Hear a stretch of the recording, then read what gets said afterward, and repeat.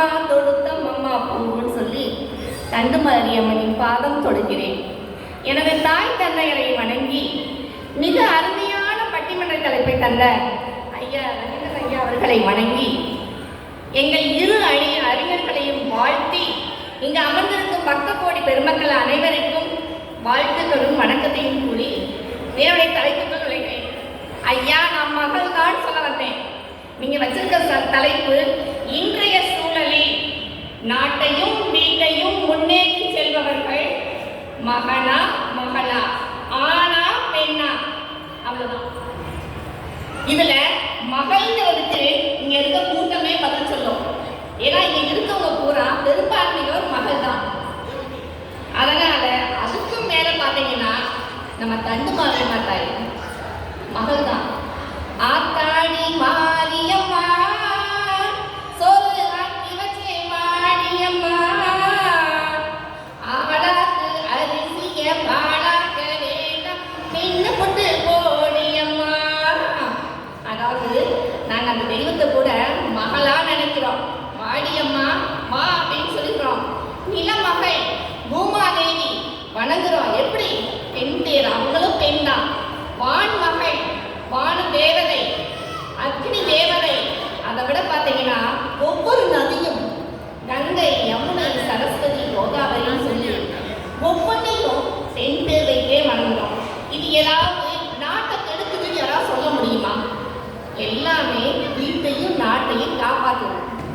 இதை விட இப்ப நம்ம எதிரிலிருந்து அண்ணா சொன்னார், நிறைய அண்ணா சொன்னாரு, ரொம்ப ரொம்ப ஒரு விஷயம், ஆண் மகன் கொள்ளி வைக்கிறான்னு சொன்னாரு. அது அன்றைய காலம். இன்றைய காலத்துல பெரும்பான்மையான வீட்டுல பெண்கள் தான் இருக்காங்க. இப்ப ஆணும் வேணாம் பெண்ணும் வேணாம், கரண்ட் மட்டும் இருந்தா போதும், சுவிட்ச தட்டா சாம்பல் வருங்க. இப்ப அந்த மாதிரி காலத்துல தாங்க நம்ம இருக்கோம். அதற்கு அடுத்ததாக பாத்தீங்கன்னா ஒவ்வொருத்தருக்கும், அதாவது இன்னைக்கு ஆண் மகனுக்கோ பொன் மகனுக்கோ ஒரு 100 ரூபாய் கொடுங்க. 100 ரூபாய் கொடுத்தா என்ன செய்யலாம் தெரியுமா? எடுத்த உடனே ஒன்று ஃப்ரெண்டோட சேர்த்து பைக் வச்சுக்குவோம். அப்படி இல்லைன்னு சொன்னா தம்மு ரம்முன்னு போயிடும். ஆனா பெண் மகளுக்கு கொடுத்தீங்கன்னா அவன் நோட்டுக்குள்ள சேர்த்து வைப்பா, முண்டியெல்லாம் சேர்த்து வைப்பா. பெற்றோர்களின் திருமண நாள், பெற்றோர்களின் பிறந்த நாள், இல்லை கூட பிறந்த தங்கைகளின் பிறந்த நாளுக்கு கிஃப்ட் வாங்கி கொடுத்து நான் செலவு பண்ணுவாங்க. அப்படிப்பட்ட வீட்டை பொறுப்பா பார்த்துக்கிறது ஒண்ணுதாங்க. அதுக்கு அடுத்ததாக பாருங்க, இப்ப எந்த இதுல பெண்கள் கம்மியா இருக்கும்?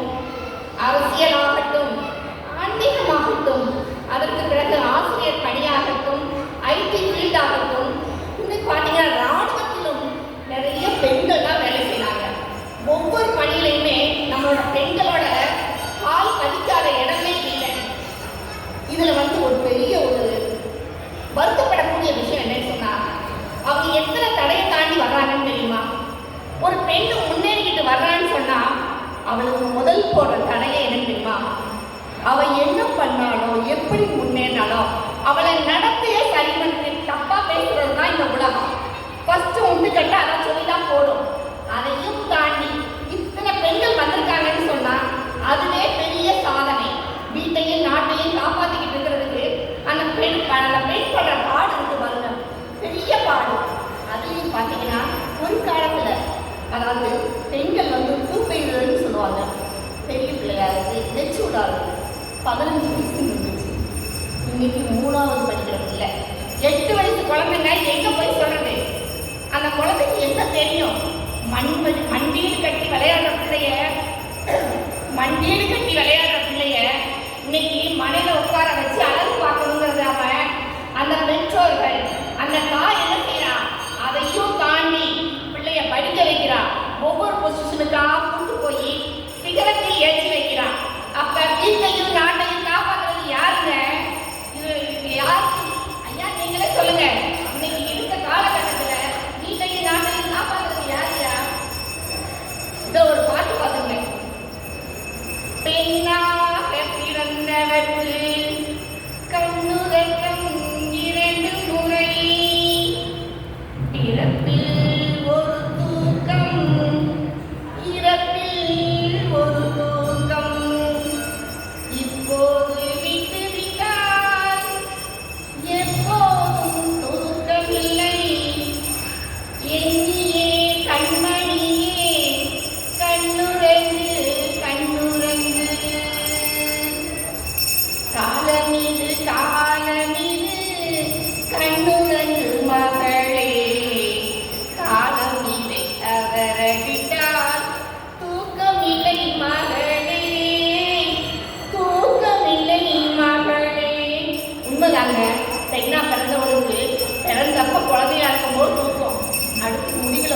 இருக்கும். அதுக்கு இடையில அவள் என்னைக்காவது அவளுக்கு நினைச்சிருப்பாளா? இதுல பாத்தீங்கன்னா சொல்லுவாங்க, என் மகன் வந்து ரத்த தானம் பண்ணிட்டான், என் மகன் வந்து ரத்த தானம் பண்ணிட்டான்னு சொல்லி நிறைய பேர் சொல்றதை கேள்விப்பட்டிருக்கேன். உண்மையாவே முதலாக ரத்த தானம் செய்தவர் யார் தெரியுமா? மகள்ங்கிறதுதான். எப்படி அவளுக்கு உள்ள கருப்பையை நம்ம சாப்பிட்ட உடனே குழந்தை